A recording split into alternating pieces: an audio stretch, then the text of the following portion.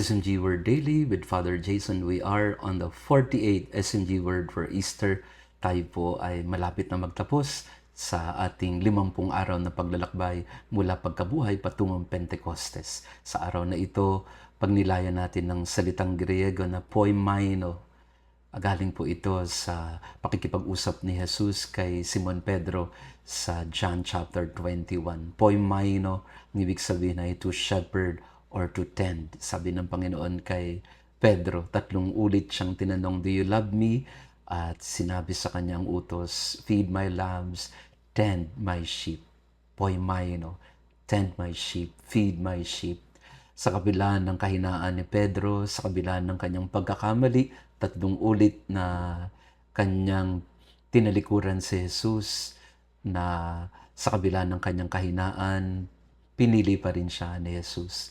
Paalaala sa atin na hindi tinitinan ng Panginoon ang ating mga pagkakamali, ang ating mga kahinaan.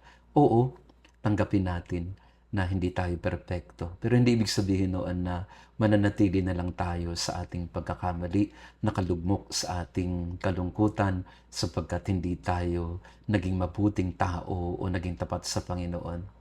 Ang Panginoon laging magbubukas ng pintuan para sa atin, para sa awa, pagkapatawad at habag. Kaya itong ebanghelyong ito, ang tawag din ay the appointment of mercy of Peter.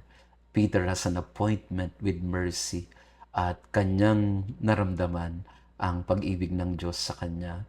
At hindi lang basta tinanong siya ng, "Mahal mo ba ako?" Binigyan din siya ng atas at ng utos. "Tend my sheep."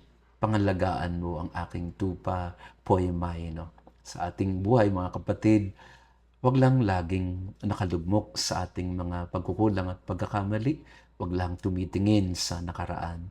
Tingnan din natin kung ano ang misyon na iniaatang ng Panginoon sa ating mga balikat. Do not look at the past.